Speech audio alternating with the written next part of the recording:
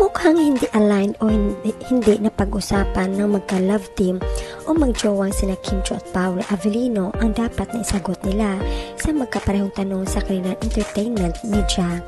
Ayon, tila nabuko tuloy sila sa magkahiwalay interview sa kanila sa MediaCon ng kanilang serye. Naitanong kasi kung ano ang ginawa nila noong Valentine's Day. Sabi ni Kim na ma-traffic, maraming tao, saka niya isinunod na nag-running lang.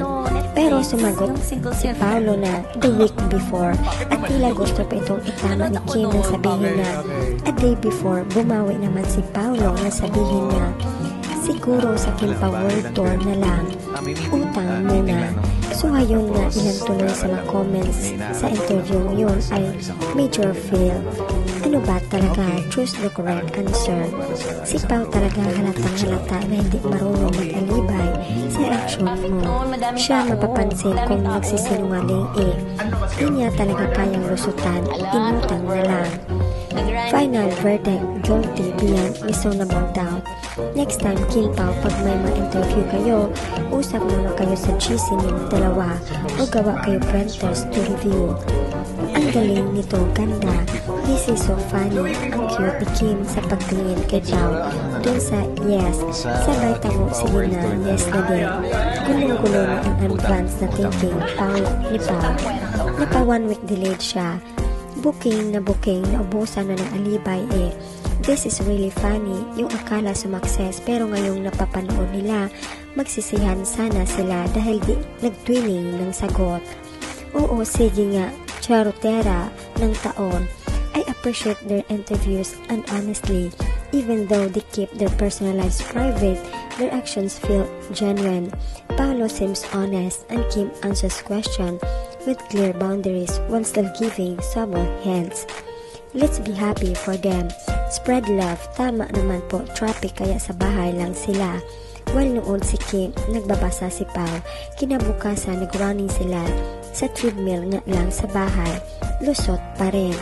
Isa lang masagot ko dyan, magkasama sila sa tahanan nila.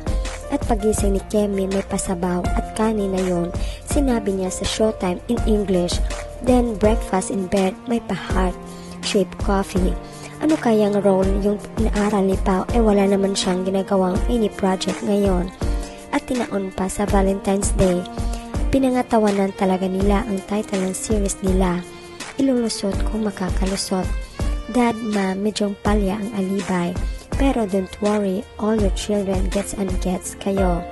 Pero in fairness, kahit booking dahil sa magkaibang sagot, ay hindi ito binigyan ng negative reaction ng kanilang mga fans. Parang nakyutan pa nga ama ito at ang fanin ng mga ito.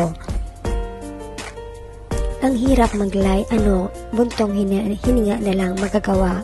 You're not teenager anymore, be more honest, kahit konti lang. Sana not a basher, Kim Pao me. I'm so proud of you for pushing through and advancing to the next date. Keep going.